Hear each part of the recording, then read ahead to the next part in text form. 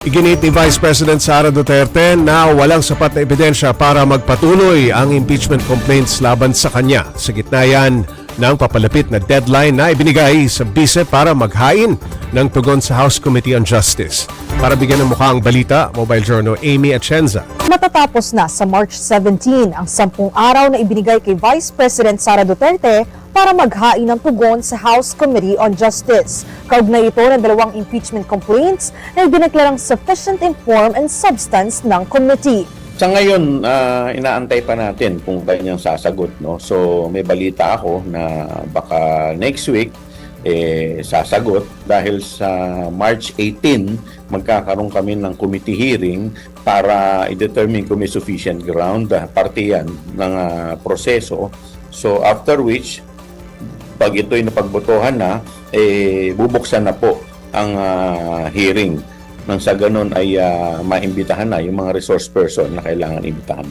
Wala pa mang naisusumiting komento sa komite. Naglabas naman ng pahayag si VP Sara sa hirit ni Akbayan Party List Representative Shell Jokno na ipasabi na ang mga dagdag na dokumento at records kaugnay ng impeachment. Tama raw ang sinabi niyang walang sapat na ebidensya sa kaso laban sa kanya. May tuturing daw na fishing expedition ang mangyayari sa Kamara. Sagot naman ni Congressman Chua na miyembro ng komite. And in fact, maski naman sa mga regular na korte, talaga namang may mga ganyang klase ng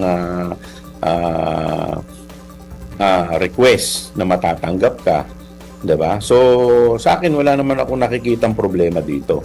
Ang importante ay may mga, ito naman kasi mga hinihingi ni Congressman Jokte, additional lamang Bukod pa sa impeachment, pinahayag din ni Chua ang kahalagahan ng pagbibigay ng emergency powers sa Pangulo para bawasan o suspendihin ang excise tax sa produktong petrolyo.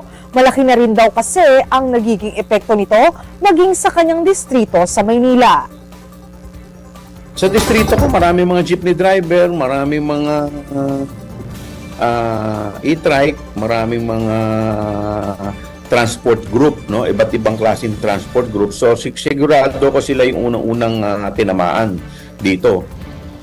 Inaasahan na sa Lunes maaprubahan sa plenaryo sa Kamara ang pagbibigay ng powers sa Pangulo kaugnay ng excise taxes. Yan ay matapos i-certify as urgent ni PBBM ang panukala kaugnay sa suspensyon o pagbawas ng oil excise tax. Kapatid Mobile Journal Amy Atienza po, hatid ang muka ng balita. Pag-usapan pa natin ang impeachment case laban kay VP Sara Duterte kasama si Mobile Journal Amy Atienza. Amy, inimbitahan ba ng House Committee on Justice itong si VP Sara Duterte sa gaganaping pagdinig sa Martes? Technically, Pops J, ito kasing impeachment proceedings dahil nga nagkaroon na tayo ng preliminaries dun sa sufficient in form and substance. Technically, kailangan naman nating makuha talaga yung side ni VP Sara. Okay. Karapatan niya raw ito. According nga kay Representative Jervy Luis Troded na siyang chairperson ng komite.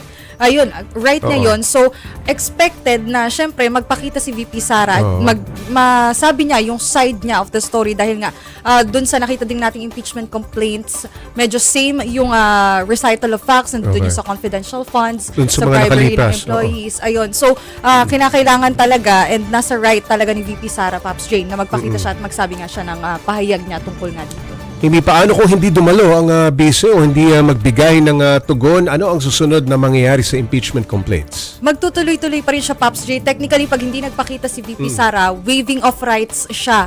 So, yun lang naman yung magiging kaso doon, pero kailangan pa rin i-determine ng House Justice Committee yung probable grounds for impeachment and magkakaroon pa sila ng hearings para nga mabuo nila yung impeachment articles na ipapasa nila sa Senate Impeachment Court, Pops. Amy, balikan natin. Ano ba yung hinihiling ni Representative Shell Jokno sa House Committee on Justice?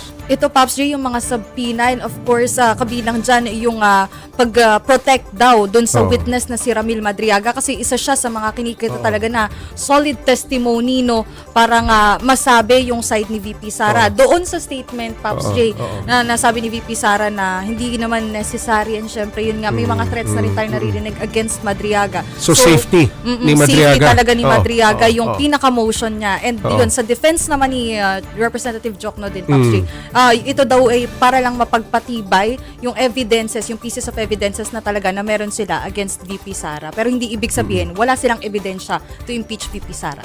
Amy, nanindigan si VP Sara na political attack itong mga reklamo laban sa kanya at tinira niya rin ang umano'y special treatment o tinira niya rin ang special treatment ang umano'y dito sa self-confessed bagman na si Madriaga.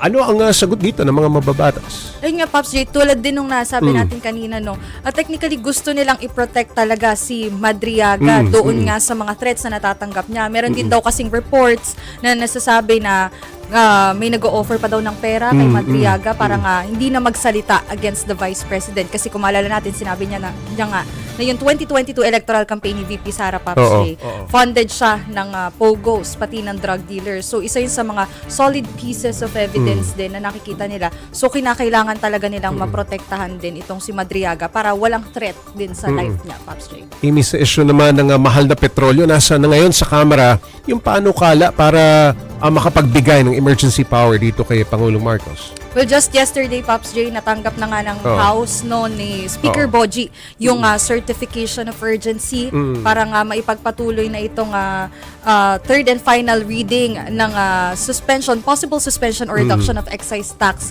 on petroleum products. So technically, tapos na siya sa House Committee on Ways and Means, and syempre, kinakailangan na lang natin marinig yung iba pang manifestations and baka may mga abiso or mungkahi pa yung ilang mga mambabatas sa final reading ng Kamara. So expected yan, Pops J, na sa Monday mangyayari.